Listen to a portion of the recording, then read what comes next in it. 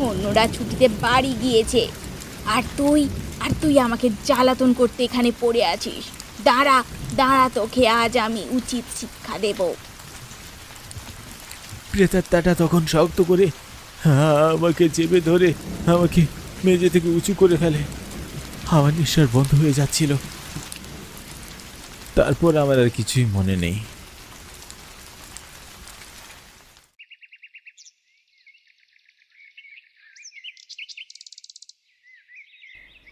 পরের দিন ভোরবেলা জ্ঞান ফিরে আসার পর দেখলাম আমি বিছানায় শুয়ে আছি। আমার পাশে রঘু দাদা বসে আছে। আমি এক লাফে বিছানায় উঠে বসলাম। রঘু দাদা, আমার সাথে কি যে হয়ে গেল? এখন থেকে অনেক বছর আগে যখন আমি চাকরিতে নতুন যোগদান করি, তখন পুজোর ছুটিতে হোস্টেলের সব শিক্ষার্থীরা নিজের বাড়িতে চলে যায়। কিন্তু তখন এই হোস্টেলে একটা এতিম মেয়ে থাকতো। আত্মীয় বলতে পৃথিবীতে তা কেউ ছিল না।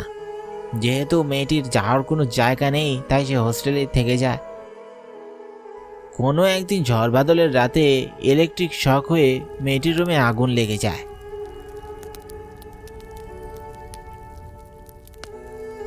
মেয়েটির সাহায্যের জন্য চিৎকার করে। যেহেতু হোস্টেলে কেউ ছিল না, তাই তার চিৎকার কেউই শুনতে পায় না।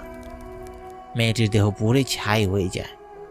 তারপর থেকে প্রতি পুজোর ছুটিতে মেয়েটিকে এই হোস্টেলে দেখা যায়। আবার কখনো ঝড় বাদলের রাতেও মেয়েটিকে দেখা যায়। বাবু, আপনার ভাগ্য ভালো। ঈশ্বরের কৃপায় আপনি এখনো বেঁচে আছেন। সমস্ত ঘটনা শুনে আমার গায়ের পশমগুলো কাঁটা দিয়ে উঠল।